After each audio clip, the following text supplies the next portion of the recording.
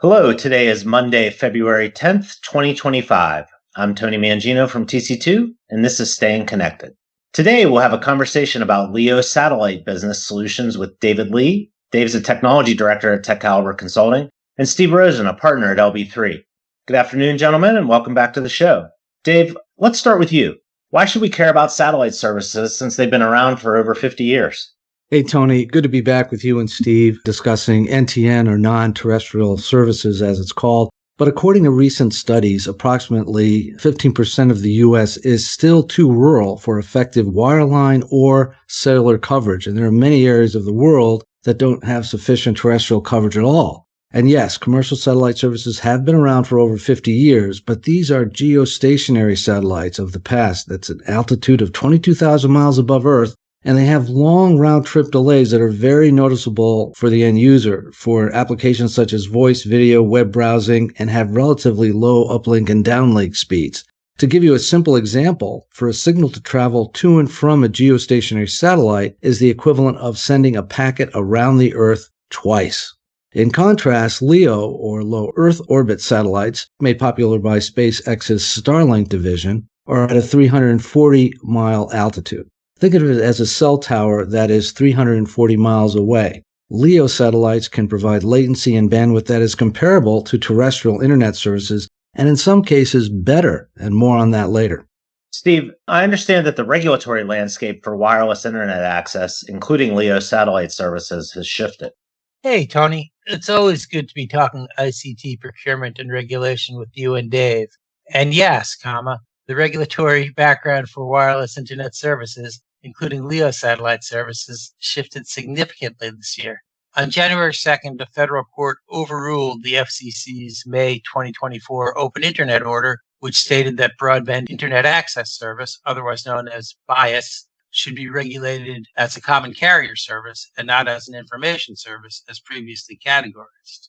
The federal court reversed the commission's order that held that BIAS, including satellite BIAS, is a fully regulated common carrier telecom service and held that it is a lightly regulated information service. The resulting benefit to enterprise customers should be an increase in the number of providers of satellite service, especially among resellers and system integrators.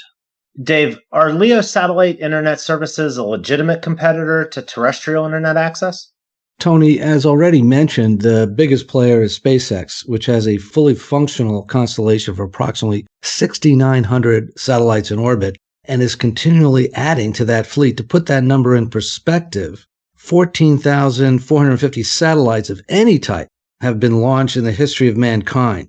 But the other provider with operational service is OneWeb. As we know, OneWeb was acquired out of bankruptcy by Eutelsat in 2023 to give them an entree into the LEO market. OneWeb currently has a fleet of approximately 640 satellites, but both Starlink and OneWeb rely on a portfolio of value-added resellers and system integrators to sell, advise, configure, and deploy the appropriate Earth station for the enterprise business use case. In addition to those two, Amazon's Project Kuiper hopes to launch its first production satellites this year, promising even more bandwidth with a smaller satellite antenna. As I've said before, don't count out Jeff Bezos for any technology competition. For sure. Dave, what about the new satellite to smartphone services I've read about? That's right, Tony. AST Space Mobile has launched 5 LEO satellites thus far that provide bandwidth for emergency alerts, IoT, texting, and other reduced capability business applications for rural areas where there is no services or where there is a disaster. Starlink, not to be outdone, has already launched 100 satellites with the same capabilities for rural cell services. In the U.S., Starlink is partnered with T-Mobile, and AST is partnered with Verizon and AT&T. So it sounds like SpaceX is the 800-pound gorilla of LEO. What makes you think the number of providers will actually increase? Good question, Tony. I believe that the LEO marketplace will become increasingly competitive because the technologies are critical to success. The production of small, inexpensive, reliable satellites and inexpensive space launch capability are becoming increasingly accessible on a worldwide basis. And I believe Starlink has an advantage in that they are vertically integrated with its launch service division, SpaceX, and Falcon 9, etc. And it has first mover advantage. And the number of satellites planned by each entity is staggering. For example, Starlink is licensed with the FCC for up to 12,000 satellites. Dave, what other factors should enterprises consider when selecting a LEO provider, and how are these LEO services priced? Two good questions. The factors to consider for the LEO provider, first of all, both Starlink and OneWeb provide similar asymmetrical downlink and uplink speeds. However, the OneWeb satellite constellation does not have the ultra-high-speed inter-satellite laser crosslinks that Starlink has today and Kuiper will have when it launches. This is important for connections between sites that are far apart. OneWeb has to pass its traffic down into a regional Earth station, which is the way it has been done for decades, whereas Starlink and Kuiper can keep the traffic up in space until it reaches its final destination. Kuiper stated that its satellite constellation will be able to move data around 30% faster compared to terrestrial fiber. Also, when selecting a VAR or system integrator provider for the configuration and deployment, scrutinize them, as there can be significant differences in their knowledge integration skills associated with your use case.